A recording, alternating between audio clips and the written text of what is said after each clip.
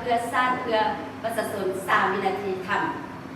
ำหน่วยพักของหมอแขวงพงศเดชสำเร็จกองประชุมใหญ่ครั้งที่2กองประชุมใหญ่ครั้งที่2สมาชิกพรรคของหน่วยพักของหมอแขวงพงศเดชที่ขึ้นกับคณะพักหักฐานแผนกสาธารณสุขแขวง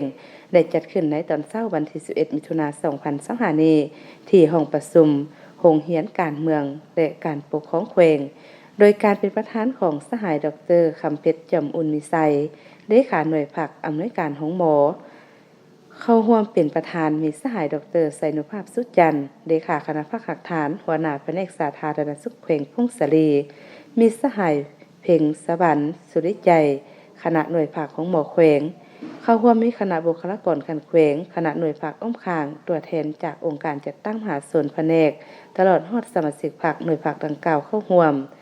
ในกองประชุมสหายดร.คำเพชรจำอุ่นมีไซเลขาหน่วยภาคอำนวยการของหมอแขวงได้ขึ้นกล่าวเปิดอย่างเป็นทางการพร้อมทางผ่านห่างวัดรายงานการเมืองทั้งสองภาคในระยะ5 ปี 2011 หา 2025 ผ่านมาพร้อมทางผ่านทิศทางแต่ปี 2026 หา 2030 และผ่านห่างบทสำรวจการนำพารวมของคณะหน่วยพักซึ่งได้ตีราคาผลของการจัดตั้งปฏิบัติมติกองประชุมใหญ่ครั้งที่ 1โดยได้ยกให้เห็นผลงานที่พ้นเด่นก็คือด้านดีด้านอ่อนของโครงข่างและถอดถอนได้บางบทเรียนใน5 ปีที่ผ่านมาซึ่งปัจจุบันหน่วยพรรคของหมอแขวงมีคณะพรรค2สหายหญิง1สหายมีสมาชิกพรรคทั้งหมด51สหายหญิง42สหายซึ่งนำพา19หน่วยงานที่บริการปิ่นปัวโดยคำขวัญของหมอแขวงที่ว่ายกสูงการบริการที่มีคุณภาพเสมอภาพและมีประสิทธิผลในระยะผ่านมาคณะพรรคได้เอาใจใส่ศึกษาอบรมการเมืองแนวคิดให้แก่สมาชิกพรรคพนักงานเป็นกกโดยจัดตั้งหำเหียนเสริมซึมเอกสารสำคัญต่างๆของภาครัฐรวมมี21ครั้งเฮ็ดให้สมาชิกพรรคพนักงานมีแนวคิดอุ่นเอียนทุนเทียงมีความเชื่อมั่นต่อการนำพาของพรรคพร้อมทั้งจัดตั้งปฏิบัติแนวทางป้องกันความสงบทั่วปวงชนของพรรคโดยจัดตั้งการเป็นยามสำนักงานประจำการเป็นยามด้านวิชาการตลอด24ชั่วโมงซึ่งนำพาการจัดตั้งปฏิบัติวิชาเฉพาะระยะ5 ปีผ่านมากวดเขตนอก169,023เถื่อคนนอนห้องหมอ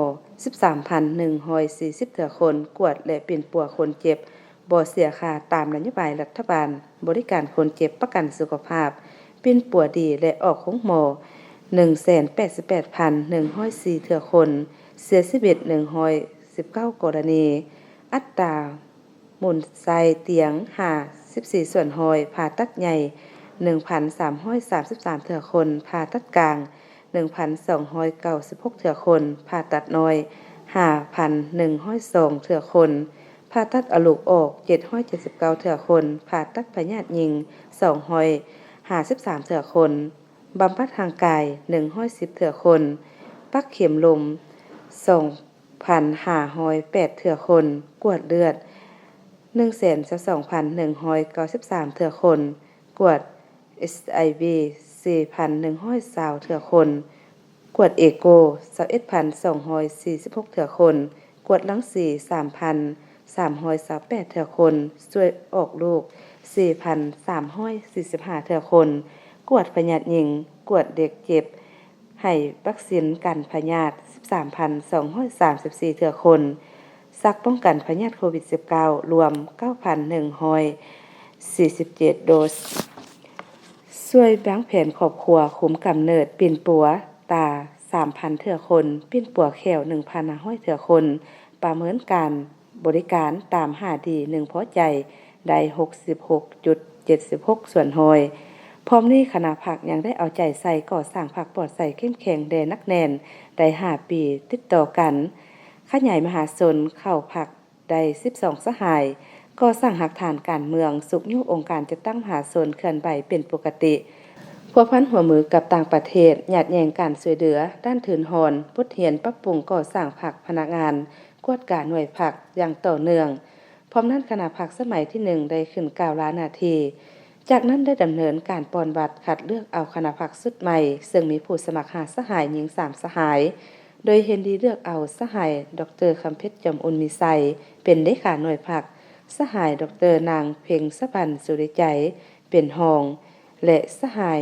ดร.นางเสียงดาบอนคุณมะพรเป็นกรรมการคณะหน่วยผักทั้งเป็นประธานกวดกาผักสหายใจนครคำผาสุขเป็นรองประธานกวดกาพร้อมทางคัดเลือกเอาผู้แทนสมบูรณ์และสำหองเกี่ยมไปเข้าร่วมกองประชุมใหญ่องค์คณะพรรคแขวงในโอกาสนี้สหายดร.ไสนุภาพสุจันทร์เลขาคณะพรรคหักฐานหัวหน้าแผนกสาธารณสุขแขวงได้แสดงความยุ่งเหยิงสมเสยต่อผลงานของหน่วยผักญาติมาได้ในระยะที่ผ่านมาพร้อมทั้งเน้นหนักให้เพิ่มทวีความสามัคคีให้นักแน่นพันขยายมติของประชุมใหญ่ของตนจัดตั้งปฏิบัติให้ได้รับผลดีสุขอยู่เบียกงานได้จัดตั้งปฏิบัติในขอบเขตความรับผิดชอบลงก่อสร้างหักฐานการเมืองปฏิบัติ3พระบทบาทในการเป็นใจกลางสร้างความสามัคคีเป็นใจกลาง